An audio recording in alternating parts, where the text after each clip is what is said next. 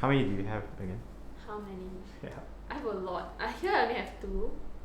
But like my house I have like 8. Yeah. Wow. My mom doesn't let me buy any more soft toys. Otherwise I'll just keep buying. Okay. You grew up in Singapore, is it? I grew up in Malaysia, but like the choke points, I guess, is in Singapore. So like 16 years old to 21 years old. Yeah. Okay. What was it like? What was Singapore like? Singapore. Okay, people there are like obsessed about wealth. Yeah.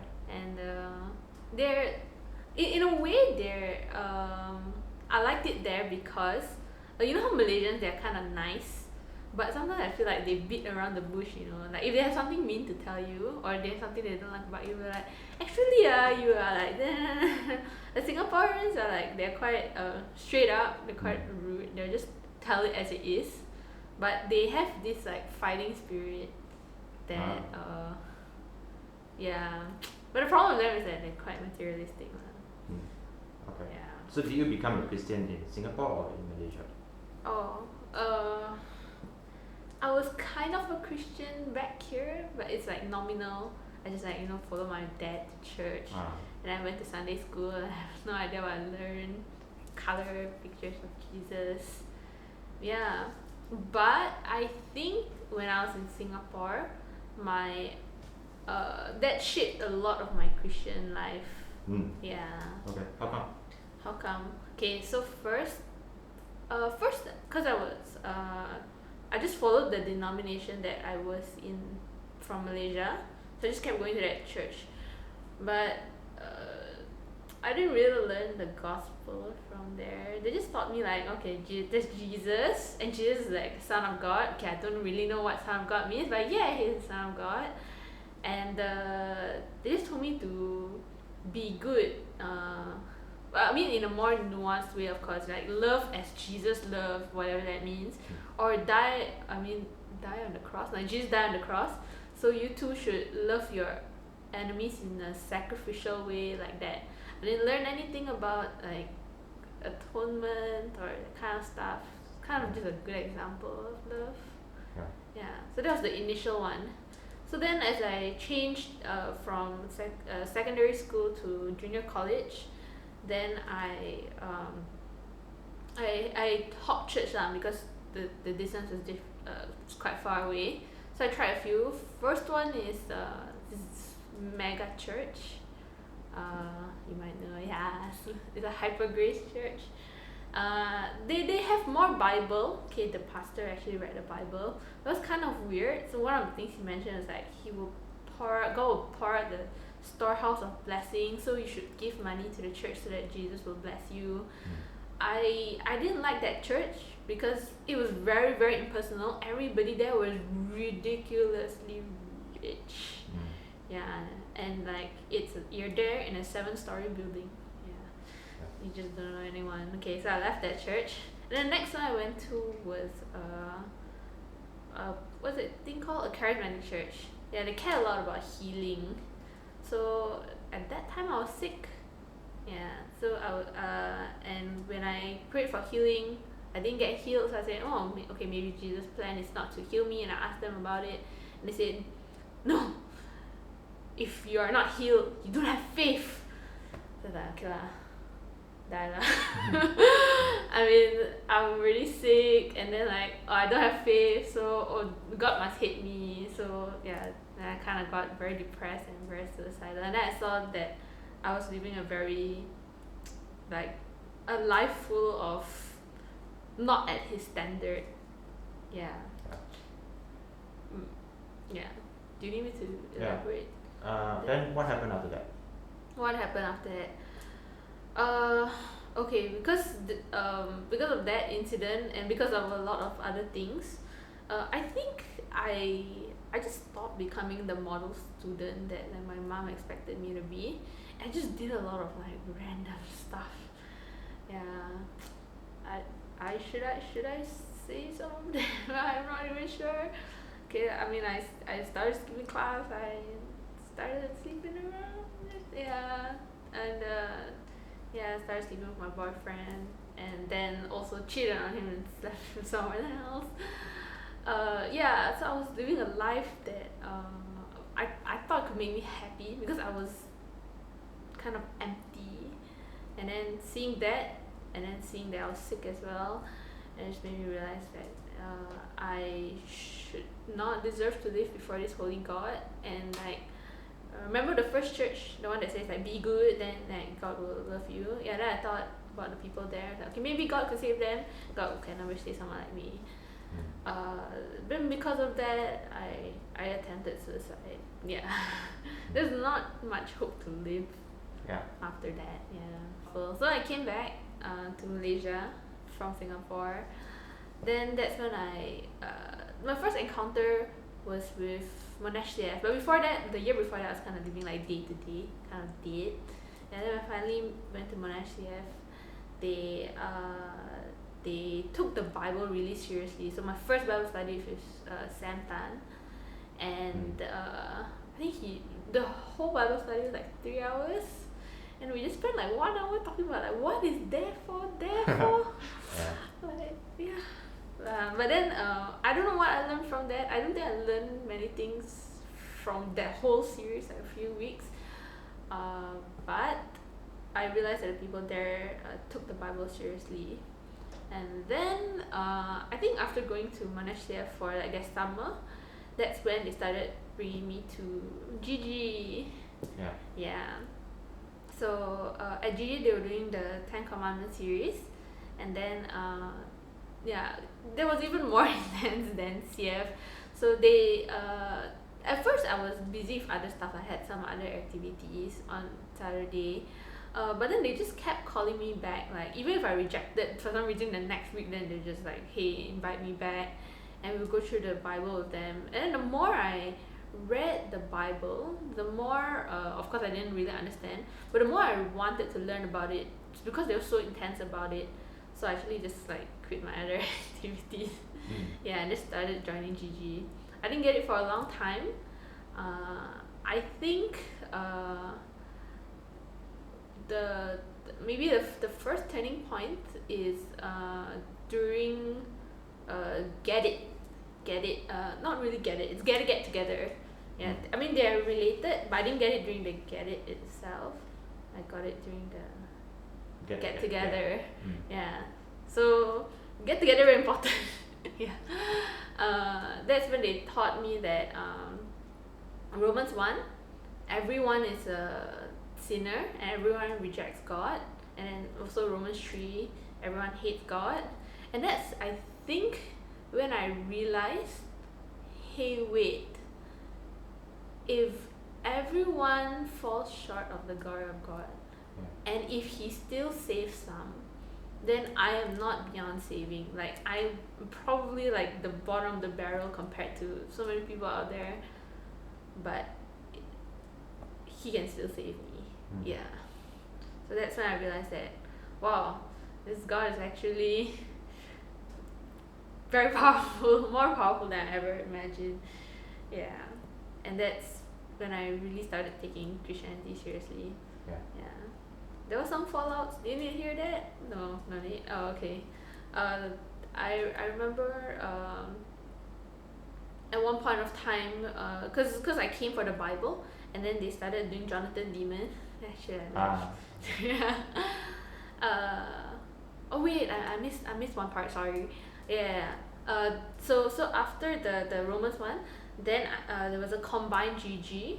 Yeah, where they taught. Pastor Robin was there, and he taught Tulip. So T, total depravity.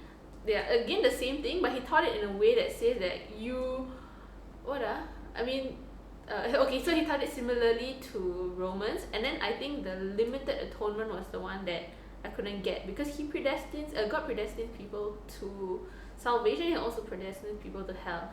I didn't like that. Yeah, but after I think thinking about it for a long time, I realized that was Christianity.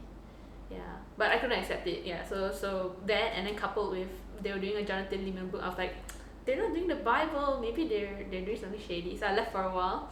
Yeah. But then I came back during CRC camp, and then they taught me about commitment to church. And why didn't I love my own church? If I say I love God, and then God says love Him, and then you see that in loving your neighbors, why don't you love your own church? And then that's when I started committing to church. I double church for a while, but then after that I chose to commit to CRC. Yeah. Okay. So you mentioned some of the struggles that you were facing back in Singapore. So since you've started taking Christianity seriously, would you say those struggles kind of disappeared, or is it still a continuous process of dealing with it and coping with it? Oh.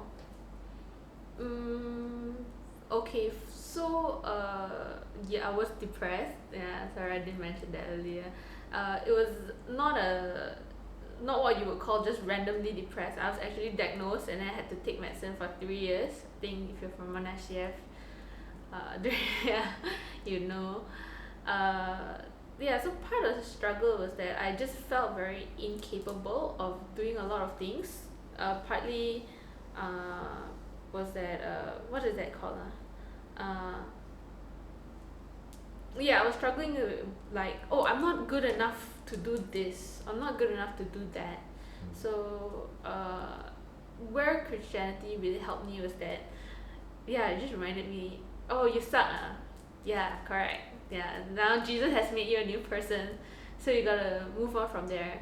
And another thing was that I couldn't keep on holding to suicidal thoughts anymore, because God's life, my life is now God's. And yeah, I can't simply take my own life if He deserves all things. Yeah. It's not easy, I think, because coupled with all the thoughts, there's a lot of habits, like I can't think straight, or hyperventilate, or stuff like that. That one is a separate issue, and that ones have to be addressed. So my GG members were very kind to be patient with me. I think they knew they can't just treat me in the same way that they would treat a normal person, but at the same time, it doesn't mean that they hold back from scolding me or calling out my sin. They were just how would I put it? They were just more patient when they did it. They were willing to wait for me to cry it out, or like, let's get bubble tea first and then we'll talk about it. But they never like let it slide. And I think that really shaped my Christianity in the sense that, yeah, I suck, but I've always sucked, and I need to change my sinful self. And yeah, just move on from that. You're a membership candidate now in the CRC. Why did you choose to, especially because at one point you didn't really want to come in CRC. In fact, you didn't want to come at all. Yeah. What got you to decide, okay, I want to be a member candidate and I want to be a member in CRC one day? I think this is in 2018, Hebrew series. Actually, the reason I started joining membership is a bit weird. It wasn't a very committal one. It was more like, oh, you don't know when is the next membership period. So you say you want to be a member, right? And you eventually get into it, right? So why don't you just join now? I was like, oh, okay lah. But then like, it's not the best reason. But as I grew in CRC, then I realized that yeah, CRC is it's faithful. Not, how would I say it? It's not just faithful in a I have the Bible kind of way and I'm reading exegetically, but also its people live out in a manner that reflects that. So like I mentioned, when I first came for GG, people would constantly ask me, hey, do you want to come for GG and stuff like that. I would have never gotten that from my old church. Like, people who actually cared for my Christianity to ask me even though they get rejected. I kind of feel bad for them, like, must have been painful, and they still did it. they're still committed to that. They still read the Bible with me. They look dead tired. They organized GGTs and then like bought chicken nuggets and stuff like that with their own money. Yeah, that's not a church that you can find elsewhere. I want to be a part of that. A church that has Bible, lives Bible. Yeah. And then the other part of it, I think, is the reform part of it. So I said, besides the G part, I also came because of the Tulip part. Yeah. Yeah. So CRC is CRC lives like a very reformed. I mean, how do I say? Not reform. It is reform, but they're constantly reforming, and I see a lot of the traits that they have of the reformers. They don't compromise on the gospel. So if you notice, one of the things I mentioned is tulip. So that's a very hard doctrine for people to take. In fact, why even teach it during church? I mean, why do we even need to know that God is double predestinarian? I probably have a better phrase for that. God predestined people to some to hell and some to heaven, and assurance is found in Him. Yeah. So part of the reason why I really appreciate this gospel was because back in my old churches, when I was looking for gospel understanding, and they just told me to be good or have faith, it was like faith in like something non-substantial, or about having a better life, about having trying to be good, trying to self-improve. Whereas the gospel that CRC believes in is like the reformers, which says God does it all. God receives all the glory. That means you cannot receive a single bit of glory. I think they had a weird what called God loves Himself more than anyone else. That was so fun. Yeah. And the other one is just like the reformers, they don't believe in a theology of glory, like glory in yourself, but true glory comes from suffering like Jesus, with Jesus, for His church. And yeah, I live that. I want to live that in this church, which seems suffering. I don't know, we work very hard for our GGTs. Please come for our GGTs and our Geddits. Yeah, and it's all gonna be worth it in the end. Yeah, if a church were just to be faithful in the Bible, I won't say that's a wrong church, but do consider also the gospel culture that I really love about CRC, and that's why I want to commit. Yeah. One thing I want to ask you as well is, it's very inspiring and encouraging to see that, even though you struggle, I'm sure you still also struggle a lot with your emotions and things like that. You're still here, you're still coming every single Sunday, and still working on your sins and working to be mature in Christ. So what advice will you give those of us who struggle with our emotions as well, and struggle with mental health and stuff like that? Oh, okay. Okay, first of all, I'm actually surprised to say that I don't struggle as much as I do last time. So it wasn't the medicine, though the medicine helps. But the real thing is just actually knowing yourself in light of God. So when you reframe all your troubles in light of God, then you realize that your current struggles in this life are not so big. Do I have an example? Yeah, okay, so maybe I really like traveling or something like that, which I do like traveling, but compared to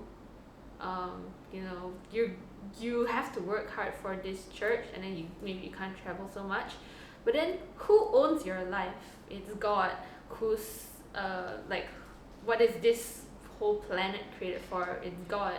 If you're gonna waste your life just like looking for your own comfort, you are not thinking in God's perspective. So always come back to God. I know it's tough. You have to train your brain and say that, okay, I feel wronged, or I feel hurt, but how is this related to God? Say I really hate a friend, and he scolded me because I don't know what maybe it was valid, maybe it was not valid, but we're just bought with the blood of God's Son. Yeah, I think I think there's no shortcut to this. It's just learning theology, letting God's glory saturate your brain, Yeah. and also living it out, and having people live it out with you. So if you haven't been rebuking people, just go and rebuke them. I'm appreciative of all the rebukes that people have ever given to me, even though it hurts. Yeah.